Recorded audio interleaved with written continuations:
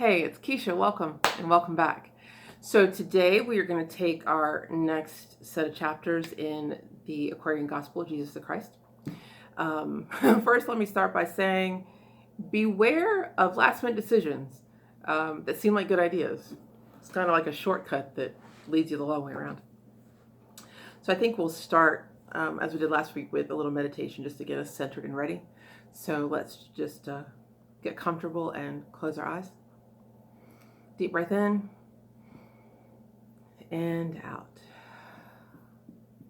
Another deep breath in and out.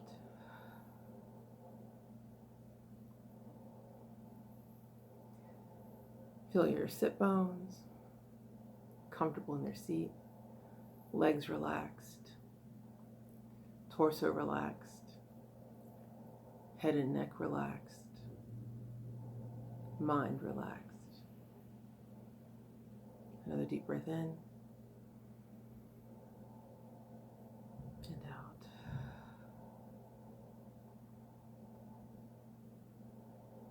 Feel yourself present and whole.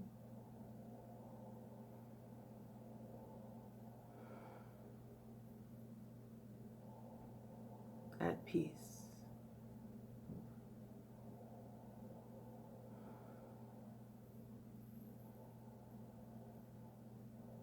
And when you're ready, gently open your eyes. It never surprises how just a few moments given to the self make all the difference. I don't know why I forget that in the middle of my busy days, but hopefully you all will remember. Okay, so we are going to start with chapter 4. At this point, both John and Jesus have been born. The shepherdess had made a space for Jesus or the family in her home. And we're ready for the next chapters. So starting with chapter 4. Now Mary took her son when he was 40 days of age up to the temple in Jerusalem, and he was consecrated by the priest. And then she offered purifying sacrifices for herself, according to the custom of the Jews, a lamb and 2 young turtle doves. A pious Jew named Simeon was in the temple serving God.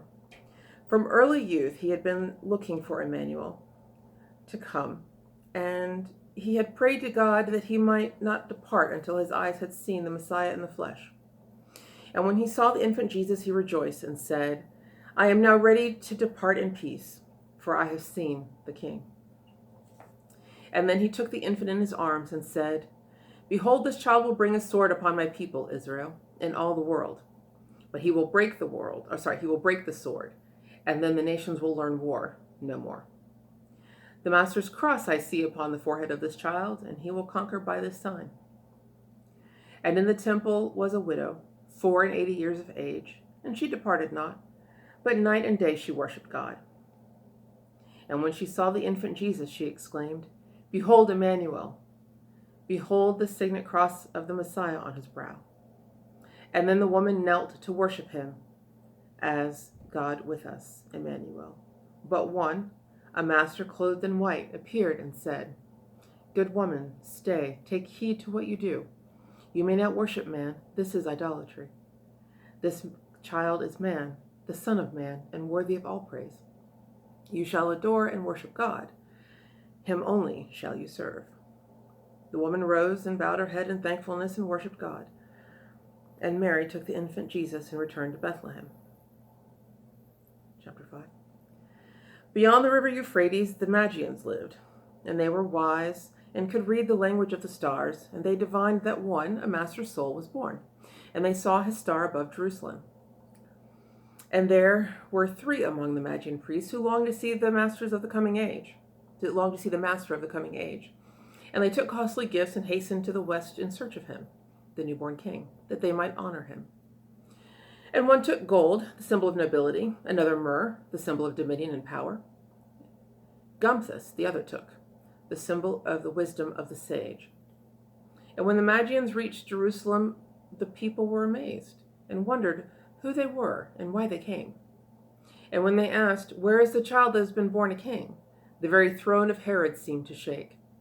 And Herod sent a courtier forth to bring the Magians to his court. And when they came, they asked again, "Where is the newborn king?" And then they said, "While yet beyond the Euphrates we saw his star arise, and we have come to honor him." And Herod blanched with fear. He thought, perhaps the priests were plotting to restore the kingdom of the Jews. And so he had said within himself, "I will know more about this child that has been born a king." And so he told the Magian priests to tarry in the city for a while, and he would tell them all about the king. He called in council and all the Jewish masters of the law and asked, "What have the Jewish prophets said concerning such a one?" The Jewish masters answered him and said, "The prophets long ago foretold that one would come to rule the tribes of Israel, that this Messiah would be born in Bethlehem." They said, "The prophet Micah wrote, 'O Bethlehem, Judea, a little place among the Judean hills, yet out of you will one come forth to rule my people, Israel, yea, one who lived in olden times, in very ancient days.'" Then Herod called the Magian priests again and told them what the masters of the Jewish law had said, and then he sent them on the way to Bethlehem. He said, "Go search, and if you find the child that has been born a king, return and tell me all, that I may go and honor him." The Magians went their way and found the child with Mary in the shepherd's home. They honored him, bestowed upon him gifts precious, and gave him gold, gumthis, and myrrh. These Magian priests could read the hearts of men. They read the wickedness of Herod's heart, and they knew that he had sworn to kill the newborn king. And so they told the secret of the parents, and so they told the secret to the parents of the child, and bid them flee beyond the reach of harm. And then the priests went on their homeward way, and they went not through Jerusalem. And Joseph took the infant Jesus and his mother in the night and fled to Egypt land. And with Elihu and Salome in ancient Zoan they abode. Chapter 6. Now, when the Magian priests did not return to tell him of the child that had been born a king, King Herod was enraged. And then his courtiers told him of another child in Bethlehem, one born to go before and to prepare the people to receive the king. This angered more and more at the king. He called his guards and bid them go to Bethlehem and slay the infant John, as well as Jesus, who was born to be a king. And he said, "Let no mistake be made, that thou may be sure to slay these claimants to my throne. Slay all male children in the town not yet of 2 years of age." The guards went forth and did as Herod bade them do. Elizabeth knew not that Herod sought to slay her son, and she and John were yet in Bethlehem. But when she knew, she took the infant John and hastened to the hills. The murderous guards were near. They pressed upon her hard, but then she knew the secret caves in all the hills, and into one she ran and hid herself and John until the guards were gone. Their cruel task done, the guards returned and told the story to the king. They said, "We know that we have slain the infant king, but John, his harbinger, we could not find." The king was angry with his guards because they failed to slay the infant John. He sent them to the tower in chains.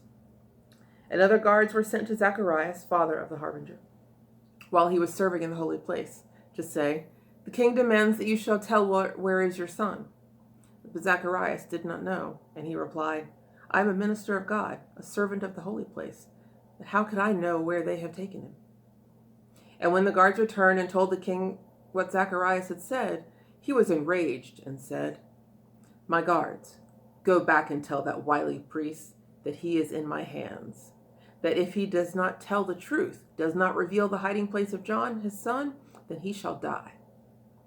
The guards went back and told the priests what the king had said. And Zacharias said, "I can but give my life for truth, and if the king does shed my blood, the Lord will save my soul." The guards again returned and told the king what Zacharias said. Now, Zacharias stood before the altar in holy place enraged. Now, Zacharias stood before the altar in the holy place, engaged in prayer. A guard approached and with dagger thrust him through. He fell and died before the curtain of the sanctuary of the Lord. And when the hour of salutation came, for Zacharias daily blessed the priest, he did not come. And after waiting long, the priest went to the holy place and found the body of the dead. And there was grief, deep grief, in all the land. Now Herod sat upon his throne. He did not seem to move. His courtiers came. The king was dead. His son reigned in his stead. So, things are starting to heat up just a little bit. So, where do we start here? What is of greatest interest? I guess we start with the pronunciation that Jesus is going to come forth and break the sword, and that he'll be bringing peace.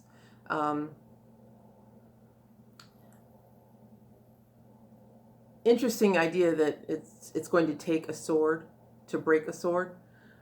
We see that in a lot of stories. I mean, if we've just watched Game of Thrones, we have the idea that we're going to break the wheel, but we are the wheel. It's such an old idea, I think. This idea that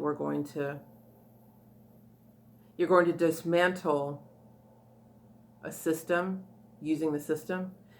I don't know that we've ever seen that work.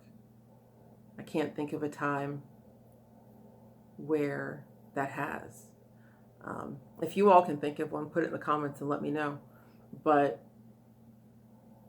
when have you dismantled the house with the tools that built it? I guess that's a question. The idea of the cross upon the forehead, that's imagery we see a lot in literature. Think Harry Potter, So I thought that was interesting. The woman who she recognizes that Jesus is the Messiah and goes to worship him, and the master robed in white, if I'm sure by now you recognize that as an angel, comes and says, no, we're not worshiping him as man. That would be idolatry. We serve God and worship God. So I picked that up, and I rather like that. Just a nice reminder. It's not the man that holds the office, and by man I mean the person that holds the office. It is the energy that makes the office possible and the possibilities therein. That's what we recognize, that creative principle. And then we get to meet our astrologers from Persia, right? The Magian priest, the Magi, the three Magi. So they are astrologers, diviners from Persia. And what do they bring? They bring gold, myrrh, and in the Aquarian it says gumthis, but gumthis is also another name for frankincense. I thought I'd have a little show and tell, because I know it's somewhere in here with all this stuff. I've got some frankincense, little resin, but I couldn't find it. So I'll just tell you, frankincense and myrrh, if you don't know, are they're resins from trees. And it's like the tree gets tapped and it will start to leak its sap, and it's those particular trees. I think for frankincense it's Boswellia carteri, and I can't remember the official name for myrrh, but anyway, so they're these little like dusty little nuggets, and to burn them right now, like I don't know how they did it back in the day, but so we get these little charcoal discs, and you light the discs, and then you put the frankincense or myrrh resin on it, and the heat from the disc will burn through the resin. I used to have, I have it because I picked some up last time I was in Turkey. But when I tried to burn it on the charcoal, it was too much of a fire hazard, even for me. And so I just, I probably just packed it away somewhere. And so I don't use it very often. I don't use it. If I do want frankincense and myrrh, I will use it generally as an essential oil. I have some incense, but I don't find them as rich in scent and as true to form as the resin itself or the essential oils that are derived from them. Something I can tell you about, so here it's interesting that they say that myrrh is a symbol of dominion and power, frankincense a symbol of wisdom of the sage.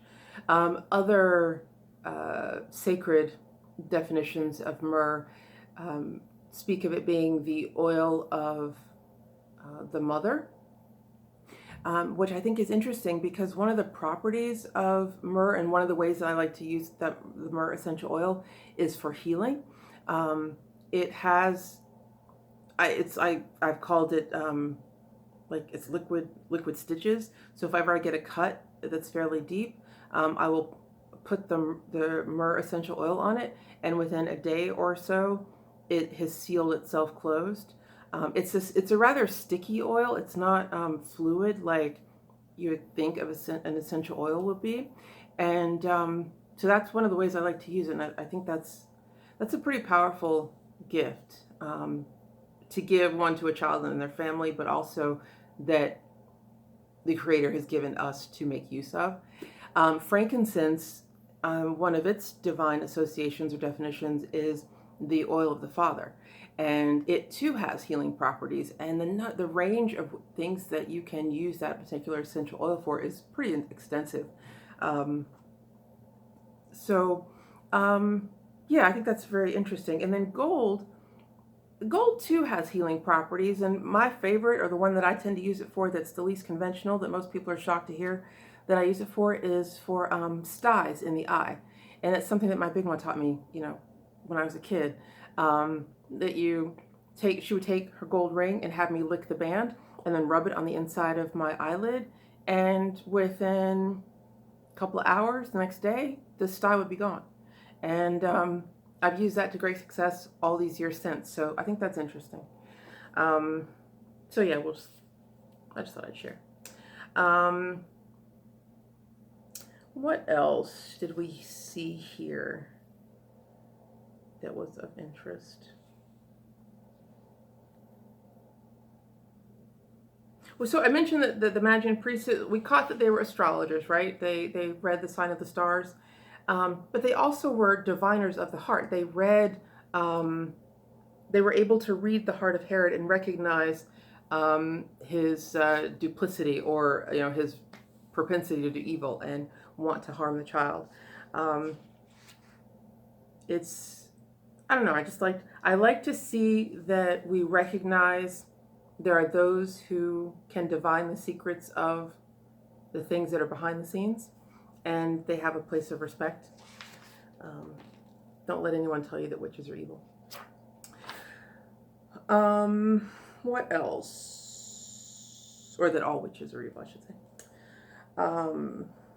It's just that what is secret is often sacred, and not everybody understands. So it's just fear of the other. I don't know. I think I like Zacharias. I like to see examples of people who are willing to stand, live, and die in their truth. We like to wish that death wasn't a consequence, but truth is truth, and you can have it and stand up for it. So that certainly speaks to me. And I think that's where we'll leave it for now. If you all have any questions, any thoughts, any comments, observations, feel free to share. That's what the comments are for. I look forward to seeing you again next week. Not sure how much we'll pick up or take on next week, but it's, like I said, it seems to be picking up in action. So have a great week, you all, and we'll catch it next Sunday. Bye.